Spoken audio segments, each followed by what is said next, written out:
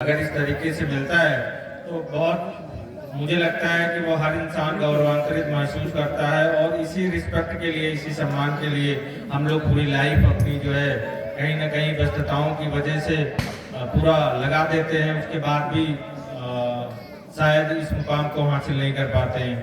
और मुझे ये जो मुकाम आप जैसे लोगों ने मुझे दिया है, क्योंकि ये मेरी जन्मभूमि है, यहाँ मुझे बात रखते हुए भी मेरी आवाज़ थोड़ी लड़खड़ाहट होती है क्योंकि संकोच होता है। मेरे घर के सारे लोग, जितने भी लोग यहाँ पर बैठे हुए हैं, सब लोग मेरे घर के हैं, सारे लोग मेरे घर के सदस्य हैं, तो मैं अपनी बात को उस रूप से रख नहीं पा रहा हूँ। लेकिन मैं इस नवयुवक जो ये कमेटी है, आदर्श कमेटी है, इसका मैं बहुत कृतज्ञ हूँ, बहुत ऋणी हूँ कि इन्होंने मुझे चुना। मुझसे बहुत सारे अच्छे लोग, बहुत सारे हर मामले में, मैं तो नथिंग कुछ मतलब हम तो है ही नहीं कुछ, बहुत सारे अच्छे लोग हैं जो बहुत अच्छे से बोल सकते हैं, बात कर सकते हैं, पढ़े लिखे लोग हैं, योग्य हैं।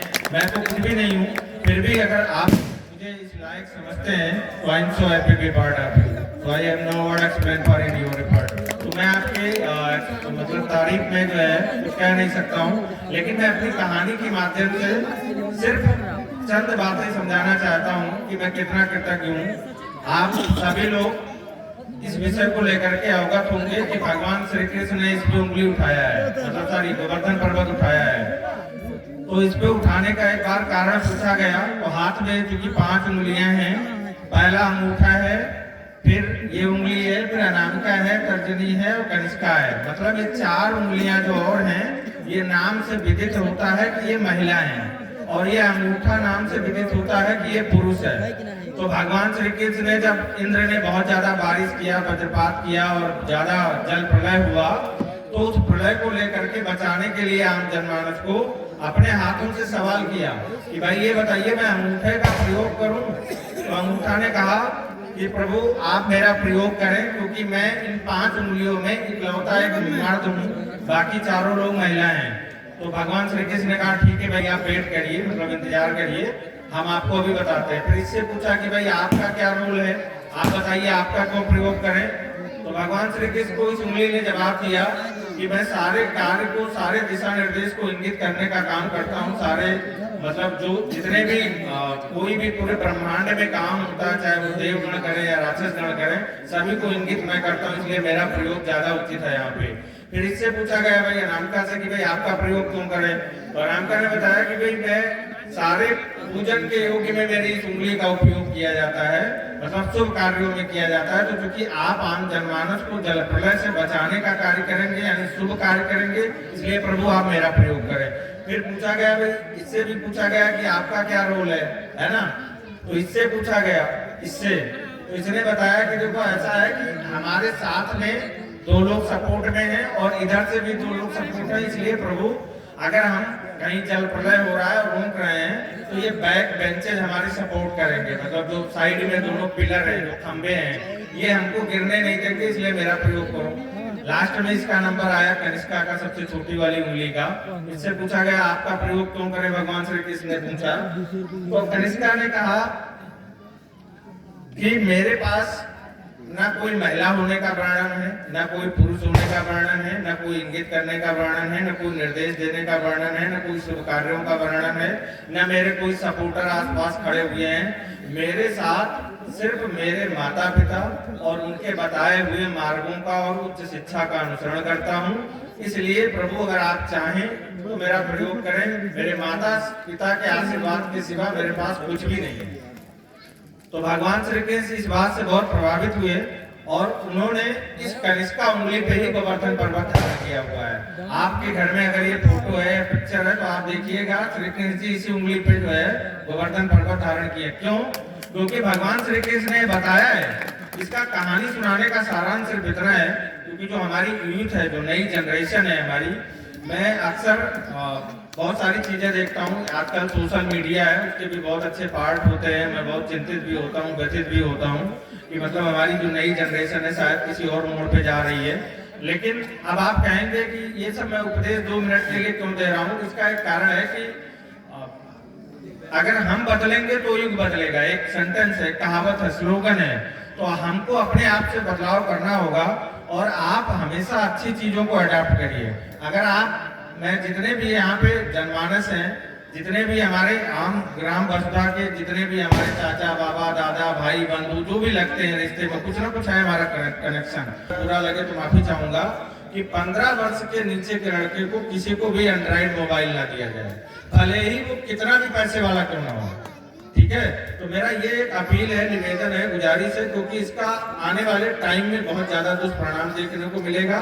दूसरा एक बात मैं बता दूं कि शिक्षा जो है बहुत ही मोस्ट जो पावरफुल वेपन है, मतलब हथियार है, वो है।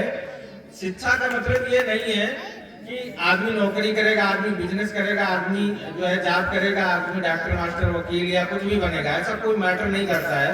मैटर करता है डिग्निटी और डिस्टिनी पे होता है। जब बच्चा पैदा होता है परमात्मा के यहाँ से सब फिक्स होता है, कब कितने दिन जिएगा, कब शादी होगी, कब बच्चे होंगे, कब नौकरी लगेगी नहीं लगेगी, क्या दिक्कतें आएंगी, सब फिक्स है। हम आप सिर्फ जो है अपना कर्म यहाँ कर रहे हैं। ठीक है, लाइफ ये स्टंजा, जिंदगी एक ड्रामा है। ड्रामे के तरीके से कोई राजा है, कोई प्रजा है, कोई जोकर है, कोई कुछ है, करके हम लोग चले जाते हैं। लेकिन शिक्षा जरूरी इसलिए है, ये समझ लीजिए। मेरा अपना मानना है व्यक्तिगत कि अगर अभी जल प्रलय हुआ हिमाचल प्रदेश में, आप सभी ने सुना होगा, मैं उसको उतना बड़ा प्रलय नहीं मानता हूँ।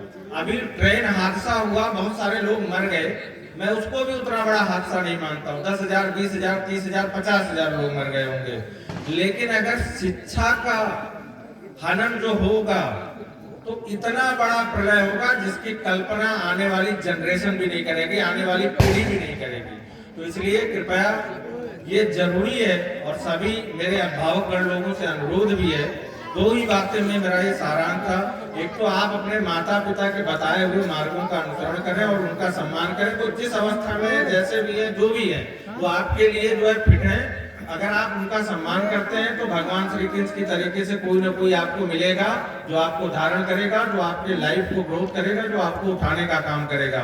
दूसरी इंपॉर्टेंट बात है कि आप जहां तक इफर्ट कर सकते हैं, मैं ये माता पिता थोड़ा सा त्याग करने की भी जरूरत है। जरूरी नहीं है मेरा बच्चा 50 रुपए शाम को ला करके दे, ठीक है, वो ये इंपॉर्टेंट नहीं करता। इंपॉर्टेंट ये करता है कि आपका बच्चा किसी समाज में, किसी फोरम पे, किसी स्टेज पे, किसी मंच पे, किसी जगह पे, कहीं भी अगर है, तो अगर अपने आप को प्रेजेंट करता है, अगर अपने आप को कुछ बताता है, तो वो इंपॉर्टेंट है कि वो किस तरीके से प्रेजेंट करता है। एग्जाम्पल के तौर पर उदाहरण देता हूँ, जैसे मान लीजिए अभी हमारे यहाँ हाई कोर्ट के वकील साहब बैठे हुए हैं। अभी ये अगर अच्छा प्रेजेंट कर रहे हैं वहां पे अपने आप को, तो इस पूरे ग्राम बसुधा को, यानी बहराइच को ही पूरा प्रेजेंट कर रहे हैं। जो दपौली नहीं आया है, उनका कोई मिलने वाला साथी है वकील साहब का, तो वो निश्चित तौर पे इनके व्यवहार से उसको ये आभास होता होगा कि दपौली गांव के लोग ऐसे हैं, मतलब इतने ही अच्छे होंगे।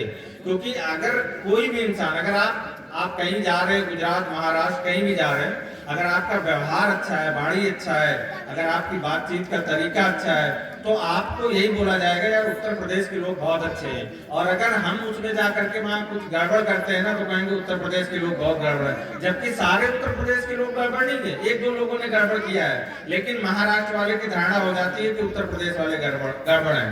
तो मैं चाहता हूँ कि आप यूनिकॉर्न बने, आप अपने आप को ऐसे प्रेजेंट करें कि दपौली की छवि जो है हमारे पूर्वजों ने बहुत अच्छा बनाया है, हम लोग उसमें अभी कुछ भी नहीं कर पा रहे हैं, लेकिन फिर भी आने वाली हम नहीं कर पा रहे हैं, वो डजंट मैटर, वो मैटर नहीं करता है। मैटर ये करता है कि जो हमारे आने वाली पीढ़ी है वो अगर अच्छा करे तो इसमें कोई बुराई नहीं है।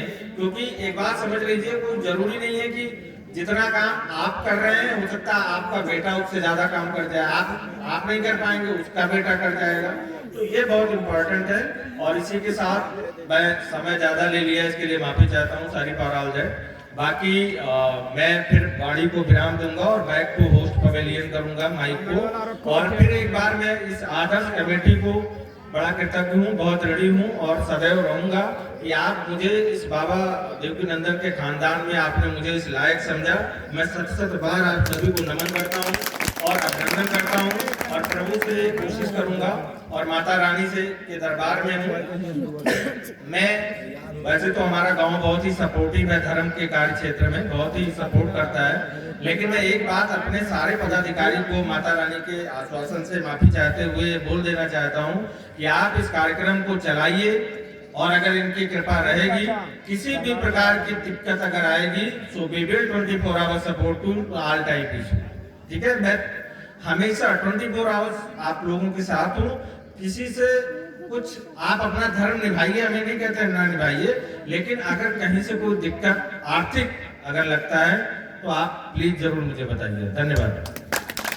आभार व्यक्त करता हूँ कि इन्होंने अपने कहा है, इसको आप लोग अपने बच्चों के लिए के तरफ से कह रहा हूँ कि